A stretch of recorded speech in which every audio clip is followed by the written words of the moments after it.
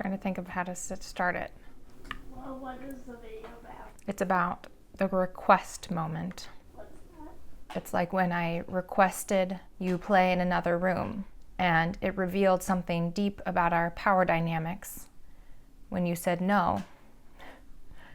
And I just let that fly. Hey folks, I'm a little out of practice here, having been away from filming for a little while, and I have a friend here homesick with me today who's playing in the background with some Legos. So we're a little out of practice, we're a little noisy, but we're here nonetheless. So I come to you with a question today that has been on my mind for quite some time, actually, and I hope you'll forgive me if I look down at my notes. I'm a little out of practice because I've been on some medical leave and my brain isn't quite as sharp as I want it to be right in this moment. My question for you is, have you ever come across a literary concept or a framework that once you learned it completely changed the way you read fiction? I'm thinking something like Chekhov's gun, which is kind of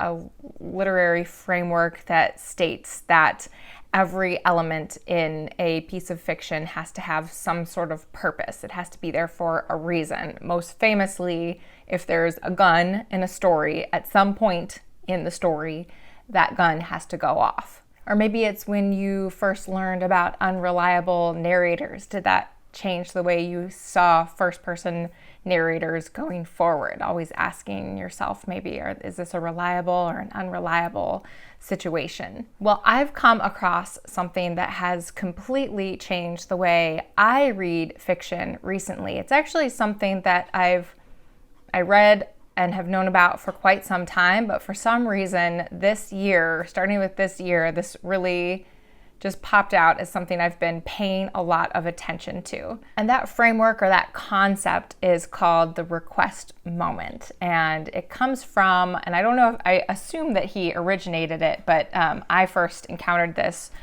from the author Charles Baxter. So for a little bit of context, I have taken my fair share of writing workshops. I did an MFA in creative writing. I've taken other writing classes. And in a workshop, if you're not familiar with how they work, a group of students come together in the workshop and they share their writing with each other and then give feedback to each other on that writing. And generally there's an instructor there to guide the conversation as well. One of the most common questions that comes up during workshops, like any workshop I've been in, this has come up at some point. And if you have been in writing workshops, I bet you've heard this too. It comes up from instructors and writing peers alike, is the question, what does this character want? Like, what does this character want in this scene? What does this character want in this situation? What does this character want in the story overall? What do they most want in the novel? What is their deepest desire? And that question, especially in the workshop setting, is seen as like one of the essential questions to ask about a piece. And it's not really without reason. It is an important question because once you establish what a character wants, you kind of just automatically give the story some direction. It establishes stakes, it often sets up some sort of tension and creates movement. And a lot of times in fiction, you'll see a character who wants something but then has a bunch of obstacles thrown in their way. So think of Odysseus trying to make his way home after the Trojan War. But it's also a really frustrating question because as a writer and even as a reader of fiction, it can be really hard to pinpoint that one thing that a character wants. I was in a novel writing workshop recently, and one of my classmates, when our instructor asked her, like, what does this character want? She refused to answer the question. She said it's her least favorite question to get when writing fiction. She refused to answer it. And she said, something along the lines of, I don't even know what I want in my own life. How am I supposed to know what my character wants? So enter Charles Baxter and his lecture on the request moment. Charles Baxter is an American novelist, but he also has a ton of writing on like essays and work on the craft of writing fiction. And one of his craft lectures is you can actually find it on Grey Wolf's website, which is I assume that's where I first encountered it. So Grey Wolf is an independent publisher, and they have an excerpt, or might be all of the lecture, Charles Baxter's lecture, on their website. I'll link to it below. And the lecture is called The Request Moment, or There's Something I Want You to Do. And this lecture opens with the exact experience I just described of being in a writing workshop setting and being asked, what does your character want? And here's what Charles Baxter has to say about it. Literature doesn't always work through simple desires and fears because life doesn't always work that way. Much of the time in our lives, we aren't doing what we want to do. We're performing actions that other people want us to do. And with that, he introduces the idea of the request moment. So a request moment in fiction is exactly what it sounds like. It is one character or a group of characters asking another character or group of characters to do something. It's a request in fiction. It happens all the time in literature if you're looking for it, and it can play out in endless ways. And we'll talk about a few examples that I've seen in what I'm reading in a minute. But to go back to Charles Baxter's lecture, he asks, what is the dramatic usefulness of request moments? And he mentions 3 specifically. So he says that request moments have social consequences in a story. So by definition, a request has to be between 2 or more characters. So it reveals relationship dynamics and social structures that exist amongst those characters. So for example, me asking my son to play in another room and him saying no reveals something about our relationship dynamics. When I said, okay, you can play in here. Hopefully it says something positive about us, right? So request moments also reveal power dynamics, which maybe is also what's going on in this situation between the short one and me. I'm not short. So they can reveal power dynamics. It shows us who has the power to make a certain kind of request, who has a power once the request is made, or it can show us, based on how the request plays out and who does what after a request is made. It can show us who we think has power versus who really has power based on what happens. And it can prompt explorations about whether power can be shifted or resisted in response to a request. And finally, request moments force characters to make choices, and often those choices reveal something important about that character. So it could reveal something about their ethics, something about their loyalty, something about their true desires, something about their courage.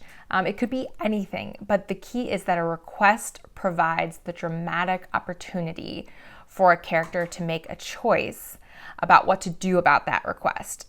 And that choice tells us something about that character. So like I mentioned, I read Charles Baxter's lecture on Grey Wolf's website a while ago, but it wasn't until this year that I started actively looking for it in what I'm reading. It's one of the things that I decided at the beginning of 2026 to actually look for in the fiction that I'm reading. So Charles Baxter points out that not every story needs a request moment.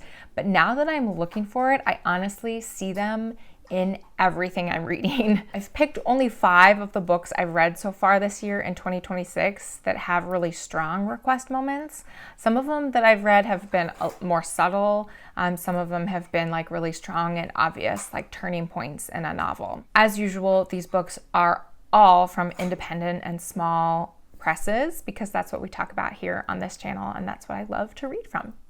So the books we're going to talk about are Heaven and Hell by Jan Kalman Stephenson. This is translated from Icelandic by Philip Ruffton, and it's published by Biblioasis. A Certain Hunger by Chelsea Summers. This is published by Unnamed Press. Oh, my kiddo knows all about that one. This is The Book of Anna by Carmen Bulosa, and this is translated by Samantha Schnee and published by Coffee House Press. On the calculation of volume, book 1, this is by Solveig Bale. Well, I forget how to say her name. Solveig Bale, translated by Barbara Haviland, and this is published by New Directions. And finally, Hyper, which is by Agri Ismail, and this is published also by Coffee House Press. So each of these have a major request moment, and I want to talk about them. But to do so, I will have to give some spoilers. So I'll put timestamps below so you can skip around if you want to avoid spoilers for a particular book that you might be interested in. So to start, I'll give a summary of each of these books before I talk about their request moments, so you can decide if you want to hear the more spoilery sections about each of these. These are all great books, so I recommend all of them highly. But I'm going to start with, the first book I'm going to start with, the request moment is not spoilery at all because it comes right in the beginning. So this is the Book of Anna. This is an homage and a continuation of Anna Karenina, which right off the bat is what caught my eye about it. Anna Karenina, very famous novel, which I love and adore. But this is I would say it's a very metafictional continuation of the story of Anna Karenina. It is set in St. Petersburg in 1905, and it follows Anna Karenina's 2 children, Sergei and Anya, who are now in 1905 both adults. And this is where it gets very metafictional and amazing. This is the kind of stuff I love. So Sergei and Anya know that they're fictional characters. They know that they were written and created by Leo Tolstoy. What do you mean they know? They know, the characters in the book know that they're fictional characters. However, they are real? They know they're not real. They know they were created by Leo Tolstoy. And how can they make decisions? That's a fascinating question. You want to know the wackiest part? What? Not only do they know that they're fictional characters, they also know that everyone around them is a real person, not created by Leo Tolstoy. What does that mean? Well, so there's this really famous novel called Anna Karenina, and in it, Anna has 2 children, a boy and a girl, that was written a long time ago. This book was written recently, like in your lifetime. Anna's 2 children are in this book. And so their characters in this book, they know that they were created by Leo Tolstoy in that original book and that they're fictional. But they also know that everyone else around them in the book is a real person who was not created by Leo Tolstoy. Except for, what's the funny part? Everyone around them is a fictional character. Because they're in a book. What? This novel actually also follows a second parallel plot line of a few characters who are anarchists and revolutionaries, and follows their efforts to eventually tip Russia into revolution. But the request moment comes from Sergei and Anya's plot line. So the specific request moment in this novel comes in the form of a letter from the Tsar. And the Tsar asks, in this letter, the Tsar makes a request to Sergei for the famous portrait that was painted of Anna Karenina in Anna Karenina. And the Tsar wants to hang it in a museum, this portrait. And everything else in this novel kind of revolves around this request. So it reveals power dynamics as Sergei tries to figure out what to do, whether he really needs to give this portrait to the Tsar. It also causes emotional turmoil for him and other characters. And it propels a lot of the themes that run throughout the novel as well. A lot of the important themes of the novel that are kind of metafictional, feminist, historical themes. And it also moves the plot forward, and especially has a major role in the ending of the novel. So that major request moment in this novel comes at the very beginning of the novel and really sets things off from there. So the next one is on the calculation of volume. So this... Book 1 or... Book 1. Yeah, it's going to be a 7-book series. And this is book 1. It's gonna be? It's going to be. I don't think the 7th one is written yet or published yet. And then they have to translate them because they're written in Danish, and then they have to take time to translate them into English and publish them here. So this is about a woman named Tara who lives in France, and she has stepped outside the flow of time and is reliving November the 18th over and over and over and over and over again. No one else is aware that November the 18th is repeating itself. Or perhaps, we don't know. Maybe everyone else has moved on from November 18th and Tara's just stuck in November 18th forever. This book spans the first year of her reliving November 18th. And in this book, she lives in her small town in France with her husband, and she every day relives the same moment, same bird chirping, same car passing, same burst of rain. Every single thing is the same over and over and over again, and she starts to memorize it. There's a period of time within that year where every day she tells her husband what's going on, but she has to tell him again every single morning. She's not stuck like she is, so he doesn't remember. When she wakes up the next day, he doesn't remember what she's told him the day before, which was also the same day. So here's the big spoiler. So skip ahead if you don't want to know. The request moment on this one comes at the very end, and when Tara asks her husband to come with her to Paris. Paris is where she was when she first started repeating November the 18th, and she wants to go back to Paris to see if she can try to break the cycle. And so she asks her husband to join her. And I won't spoil what his answer is, but I felt like this request really served as the climax of the novel, and it revealed something about their marriage somewhat, both of their characters for sure, and it reveals things about Tara's predicament that she's in, and how alone she is, and it reveals something important about what Tara wants to do versus what she needs to do. So there's things she wants to do and things she needs to do, and it just reveals kind of what those things are.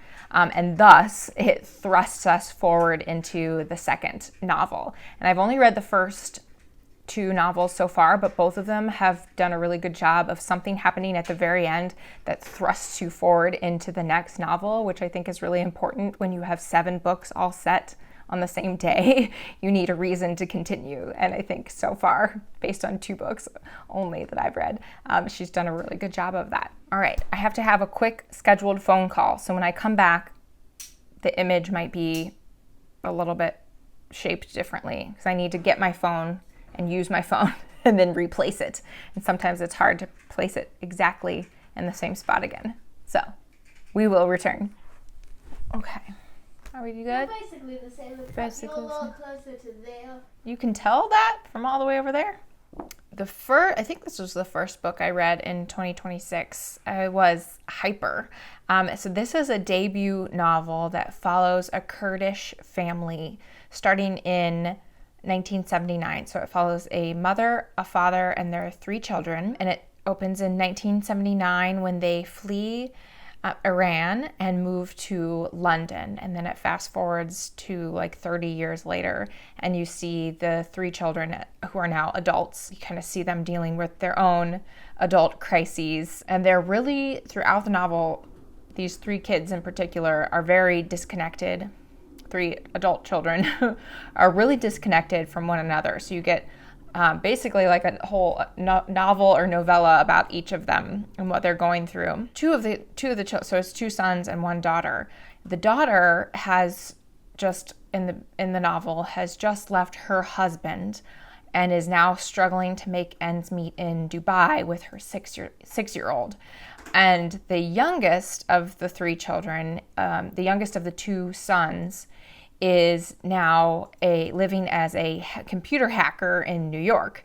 And he's plotting a scheme to make a bunch of money off of Goldman Sachs. So there are many requests throughout this book, and they're primarily requests made by the mother to her adult children.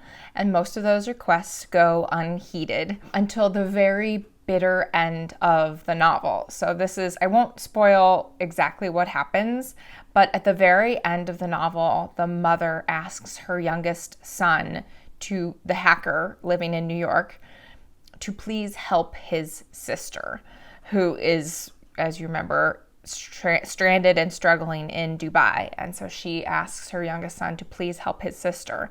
And his final act of the novel is the choice he makes in response to that request. So it's an extremely dramatic moment that happens at the very end of the book, and it is a request moment. It serves as a dramatic conclusion for the book. And it serves as a redeeming moment for this particular character, too. Next up, we have A Certain Hunger.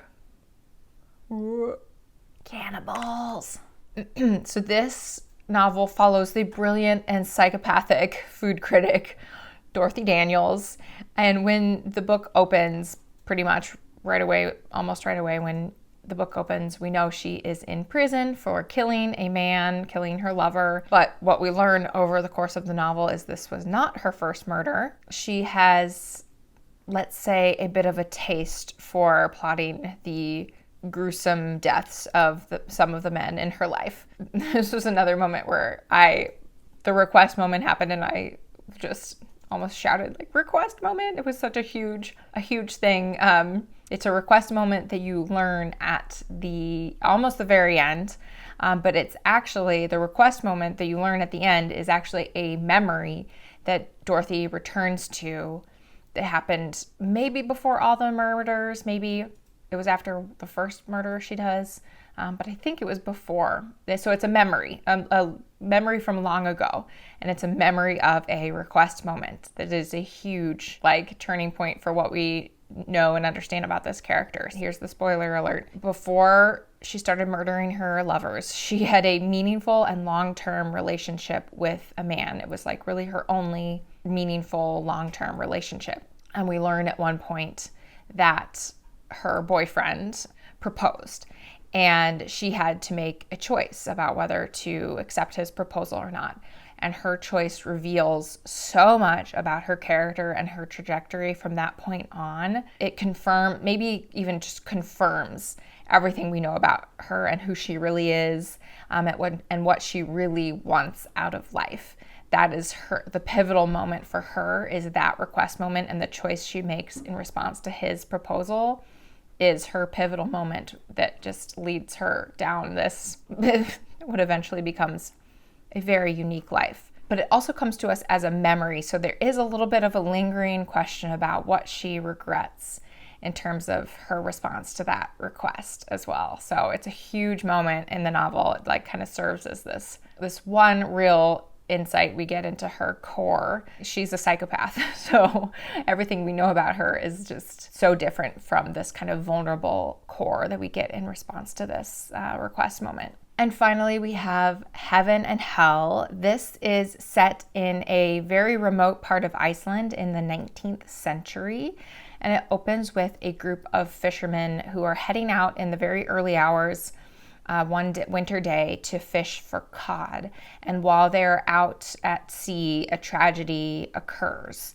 And one of the young fishermen, they refer to him as the boy, but I want to say he's maybe 18 or 19. He is particularly affected by this tragedy that happens. He's one of the fishermen, so he was out with them on the boat, and this horrible thing happens, and it particularly impacted him. So after this accident on the boat, he sets off into the freezing landscape, and he's headed for the nearest town to return a book. Either die on the way in the freezing cold, or return to the town to return this borrowed book. And one of the big threads of this novel is that he keeps asking himself whether he wants to live or die after this tragedy occurs. So that brings us to the request moment, which again is a request moment that happens at the very end of the book. So spoiler alert, but at the very end, the boy makes it to the town, and he's taken in, he's frozen to the core, and he's taken in by a woman who lives in the town, who's a little bit of